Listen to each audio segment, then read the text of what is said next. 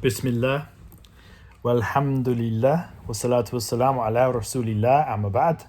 Today's video is regarding the Reform Party UK can't barrage the Farage. SubhanAllah, the truth is, I'm not voting. But if I was voting, I would be voting Reform Party Wallahi. Because everything I'm seeing from the party, I'm agreeing with. Now, let's just hold on a second when we think about Nigel Farage and his Muslim comments. I think that we need to backtrack just 1 second. Obviously, I love my Muslim brothers and sisters, and I don't condone any Islamophobic remarks. But do I really think they were Islamophobic?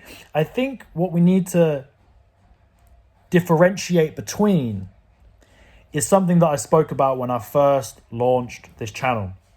This Islamism, extremism, terrorism, anti-British, anti-democratic, pro-taking over. So I don't even know who's even saying this. Like, the Muslims are taking over. Like, you can say it in jest because of the statistical demographic reality change. Just Muslims having more children, the English native indigenous folk just being on the decline because they're not getting married, not having children. That's due to their own liberal ideology takeover, which will not be prosperous over decades and over the century. But at the same time, I think that when it comes to British values, I think that the majority of Muslims, in fact, do, especially the ones who have been born here, that live here. We respect one another. I'm not part of any Muslim groups and communities who are anti-British in any way. Like, yes, of course we're Muslim first and foremost, just like any real Jew or Christian or religious person. They're going to have their religion at the forefront, but our religion does not make us British. This is the thing. I saw something the other day, like, are you Muslim or British? And it's like, who's asking, are you Jewish or British? No, they're British Jews. They're Jewish Brits. Who's saying, are you Christian or British? You can be both, guys. Subhanallah. So, I don't know, I just jumped on this because I was watching a few of the political interviews with the upcoming election. Wallahi, I looked to register, but I was too late. My own foolishness. I guess I'd already decided I was not going to vote.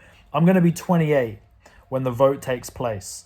And obviously that's 10, 12 years of voting eligibility. I've never voted, and this general election I will continue not to vote. But I wanted to make this video to say that what seems obvious to me is pretty much everything that Nigel Farage is saying. SubhanAllah, I know that sounds kind of quite a substantial thing to say, quite crazy, because I know he's pretty off-centre for most people. But when we're talking about the fact that the reality is that Labour will win the election after 14 years of Tory administrations, effectively failing the people, taking the mickey, politics is a joke, there's so much apathy, and Farage seems to be stirring some interest, an alternative option in a two-party system. The UK, the US now, it's Republicans or Democrats, it's Labour or Tories. What choice is there really? What freedom do we have when we're choosing between the lesser of two evils, so to speak? The democracy is a bit of a joke, really, when we look at it. But Farage seems to be bringing in, with some momentum, with some vigour, with some interest, talking about some things that I think are pretty obvious, right? The reality is that we have freedom of speech and religious freedoms in this country, alhamdulillah. And I do think it's dangerous to start bringing, I agree with Farage when he says sectarian politics, to bring religion into politics. I don't actually think this is a good idea. I also agree with the Shaykh, the people of knowledge who say, and I'm no person of knowledge by any means, but it makes sense to me that the idea of protest and the Muslims coming in and antagonizing the status quo, especially when our freedoms are not being deteriorated. Absolutely not. There's thousands of mosques in the UK, thousands upon thousands. We have religious freedom. We can do what we want. So yes, I understand the war in the Holy Land, that being rubbed up against the people, and then them saying that the UK government is participating in atrocities. I get that, I do. But I just think ultimately, I'm no scholar, but we are living under freedom, and I don't think the protest is the best way. I think dua is the weapon of the believer, supplication, prayer, coming together and bringing the community to the knowledge of Islam, studying the deen of al-Islam, studying Arabic and the Quran and the Hadith. This is what makes sense. Bringing our brothers and sisters, our cousins, our uncles, our colleagues, our friends to the masjid to pray. That's the unity, that's the solidarity that we need, not some secular political kind of, we're working within their framework, which doesn't make sense to me, and everything's from the will of Allah. So what is Faraj saying that is making me declare to the online community right now that I am not voting? I'm not encouraging people not to vote. I actually think the best thing to do is to vote reform for this reason. Because it is, now again, as a Muslim, I know there's a difference of opinion whether it's wajib to vote or whether it's actually impermissible to vote, what people should do in a non-Muslim land. But my point is this, that if people are dead set on utilising their right to vote, I think they should vote reform. Because Labour are highly likely going to win anyway, and I do agree with Faraj that reform will be a better voice of opposition than the Tories. And the other thing that I think is just mad, right, and this feeds into Faraj's relationship with the Muslims, is this whole talk on immigration being a taboo issue, an absolute talking point. It's a non-talking point because it starts to bring in the talk of racism. It starts to spring buds of issues that are not real issues, right? Immigration is an issue, right? And I don't see why people, the whole thing with the new age, woke, liberal, globalist, open borders agenda is people think that it's all airy-fairy, it's all okay, that we can just let loads of people come in. Does it not make sense? What is the point of a nation state if it does not differentiate itself from other nation states? So Britain, as an island, I think has obviously the right and should defend its borders from immigrants, especially when, and I know this is the industry I work in, that there is a lack of housing. So we already cannot accommodate the current population. We already cannot get, in healthcare and in housing. It just does not make sense at this point in recent years for immigration to be skyrocketing. It does seem as if there is an ulterior motive, a hidden agenda, and I don't want to get into conspiracies, but it's like it just does not add up. It does not make sense. So Faraj is on the money when it comes to immigration. I don't see an issue with that. And then some of the basic things that he's talking about, I think are good ideas. Now, I know they've spoken about the fact that he can just spout off good ideas because he's not going to form a government, so he can kind of have his cake and eat it too and say, I think I'm going to do this and this and this, but he's never actually going to have to come and do it. But nonetheless, my point is to raise the minimum amount before they pay inheritance tax. I think currently it's like 400 grand or something. He's saying raise it up to a couple of milli. I think that seems reasonable.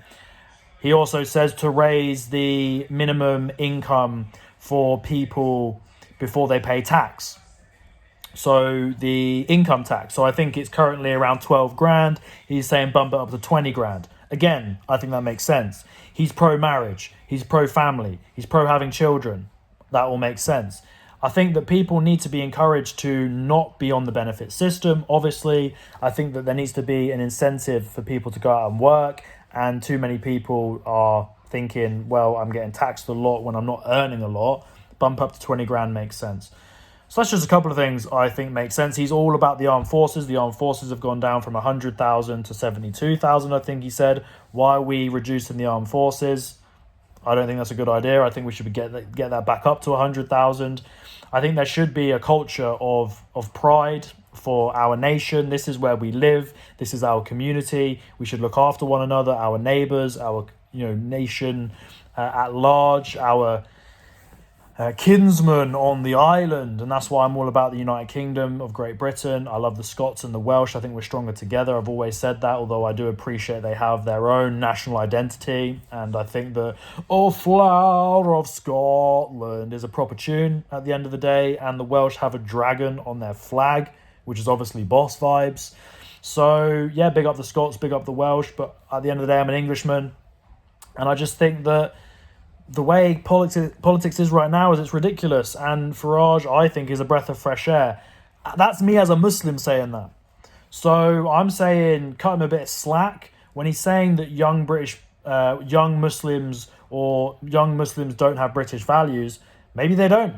I don't know. I don't know what poll he's taken that from. I can imagine that the young people, Muslim and non-Muslim, are disenfranchised by politics at large. And like I've said before, most young people see themselves as global citizens rather than Brits or Englishmen, especially if they're second and third generation immigrants, and may well feel ostracized from English national identity anyway.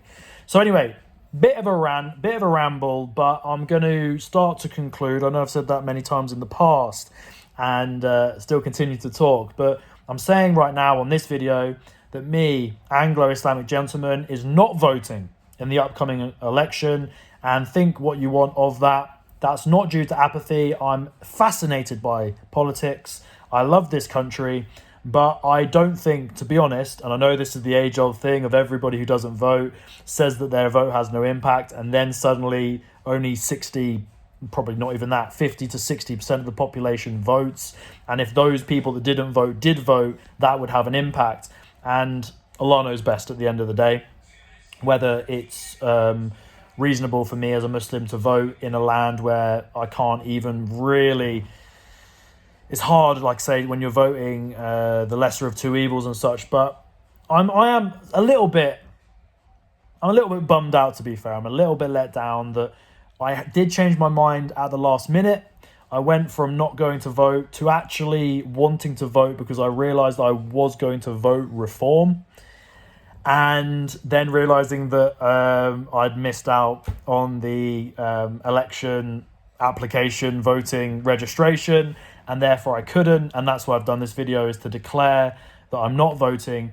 But if I did vote, and I was going to vote, I would vote reform in Manchester. I think it's a pretty Labour stronghold anyway. So whether it would have made a difference, I don't know. From what my research has told me, limited of course, is that reform will probably get 4, 5, 6, 7, 8 seats, which is a pretty strong rebellion. Join the revolt, as he says. I think that his language is just, his rhetoric is very strong. I've always liked politicians with good rhetoric. I think that Rishi is a joke. I think Starmer is just bland, like just so neutral, just so run-of-the-mill, says everything to keep everybody happy, stands for nothing. Farage, the thing is, if you're a friend of all, is a friend of none. Farage clearly stands for something. When asked about university, he said that those in the STEM fields, science, technology, engineering, mathematics, they should go to university for free. That makes sense. Bring it on. Also, the fact that all the other university degrees are not really essential, and that those will continue to be paid for at ridiculous rates, and then it will encourage more people to go into skilled labour, to go into industry that is not the university at a younger age, that can actually go to get them some dough earlier on. Again, I thought that was a point that makes sense with me. Too many people go to university. It's an industry that doesn't actually bring any benefit. My son has just woken on the camera, so we're going to end it here. Thanks so much for listening. Assalamu alaikum wa rahmatullah. And always remember, big up your good selves. I think it's pretty likely we're going to have a Trump-Starmer US-UK President-PM relationship, but I would honestly love it if Farage was the dissenting voice, the voice of opposition in the House of Commons, and we will see what happens. But yeah, thought I'd just bang it out there that at the end of the day, so many lefty snowflakes are so triggered by just voice of common sense and reason. As far as I'm concerned, this is somebody who is married to an asylum seeker, a former asylum seeker, somebody who's married to a a beautiful lady who was not born in this country. But at the same time, why does that matter? Why does it matter that I'm Muslim or that I'm married to somebody who was not born in this country? I still think we should have strong borders. That's just an absolute no-brainer. My son's flapping about. I've got to go attend to him. Always remember, big up your good selves. Until next time, good folk.